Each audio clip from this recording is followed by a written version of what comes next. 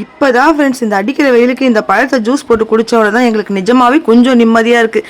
என்ன வெயில் அடிக்குதுங்க, இந்த அடிக்கிற வெயிலுக்கு சூப்பரான ஒரு முலாம்பழம் ஜூஸ் தாங்க போட போகிறோம். செம்மையாக இருக்கும்.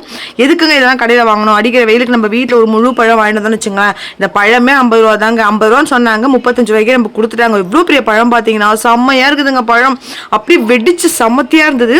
ஒரு பழம் வாங்கிட்டு வந்தாங்க, ஏன்னா அதுவே எங்களுக்கு அதிகம் தான். அந்த ஒரு பழத்தை வாங்கிட்டு வந்துட்டு நல்லா சூப்பராக கட் பண்ணி தோலெல்லாம் சீவி எடுத்துக்கோங்க. இந்த பழம் வந்து ஜூஸ் போட தெரியாதவங்கன்னு யாருமே இருக்க மாட்டாங்க. கண்டிப்பாக குழந்தைங்க கூட இந்த ஜூஸ் போடுவாங்க. அதுவும் வெயில் வந்துடுச்சுன்னா இந்த மிலாம்பழம், அதுக்கப்புறம் பார்த்தீங்கன்னாக்கா நுங்கு, மோர், இளநீர் இதெல்லாம் வந்து நிறைய எடுத்துக்கிறது ரொம்ப ரொம்ப நல்லதுங்க. ஏன்னு பார்த்தீங்கன்னாக்கா நிறைய பேருக்கு இப்போ டீஹைட்ரேட் ஆகிடுது. அதாவது தண்ணி சரியாக குடிக்காததுனால வெயிலின் தாக்கம் அதிகமாக வருதுனால ஹார்ட் அட்டாக் மாதிரி வருதுன்னு சொல்கிறாங்க. முடிஞ்ச அளவுக்கு நீங்கள் இந்த மாதிரி பழம் எடுத்துக்கலன்னா கூட பரவாயில்ல, தயவு செஞ்சு தண்ணி நிறைய குடிங்க. ரொம்ப ஹீட் ஆக்கி விடுதுங்க. எனக்கு ஆக்சுவலாக கோல்டு உடம்பு, அதாவது கோல்டு பாடின்னு சொல்லுவாங்க இல்லைங்களா, அந்த மாதிரி சீதள உடம்பு தான். எனக்கே ஹீட் ஆகுதுங்க. அந்த அளவுக்கு வெயில் அடிக்குது. ஏன்னா நம்ம வந்து வெயிலில் போகிறோம் வரோம், கடைக்கு போகிறோம், வெளியே போகிறோம், நம்ம வேறு வழி இல்லை, வண்டியில் தான் போகிறோம் வரோம். வண்டி நம்மளுக்கு ஹீட்டு, நம்ம என்னதான் கோல்டு பாடியாகவே இருந்தால் கூட அடிக்கிற வெயிலுக்கு நம்மளுக்கு பாடி வந்து ரொம்ப ஹீட் ஆக்கி விட்டுருது. அது நம்மளுக்கு ரொம்ப பிரச்சனை கொடுக்குது இல்லைங்களா. அந்த மாதிரி சமயத்தில் பார்த்தீங்கன்னா இந்த கம்மியான விலையில் ஹெல்த்தியான பழங்கள் கிடைக்கிது. பார்த்தீங்கன்னா நம்ம பழத்தை மிஸ் பண்ணாதீங்க.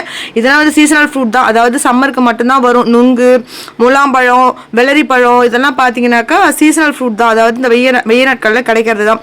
இந்த மாதிரி கிடைக்க சொல்ல முடிஞ்ச அளவுக்கு வாங்கி ஜூஸாக போட்டு உங்கள் குழந்தைங்களுக்கு கொடுங்க. நான் வந்து நீங்க வெள்ளை சக்கரை தாங்க போட்டிருக்கேன். அது போட்டால் கொஞ்சம் நல்லா இருக்கும். அதனால தான் உங்களுக்கு வெள்ளை சக்கரை வேணாம் அப்படின்றவங்க நாட்டு சக்கரை ஆட் பண்ணிக்கோங்க.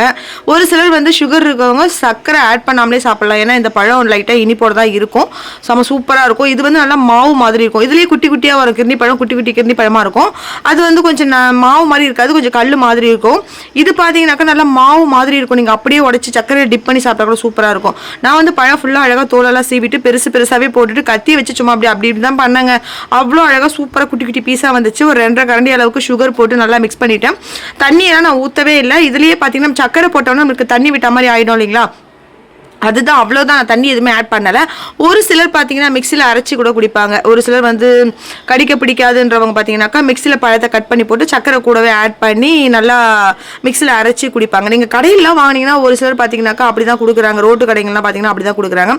ஆனால் இந்த பழத்தோட மேட்ரே பார்த்தீங்கன்னாக்கா இப்படி சின்ன அதாவது நம்ம சாப்பிட சொல்ல பல்லில் வந்து நறுக்கு கட் பண்ணணும், கடிக்கணும், அந்த மாதிரி இருக்கணும். இந்த மாதிரி சம்மருக்கு இந்த மாதிரி ஜூஸ் போட்டு குடிங்க. தேங்க்யூ.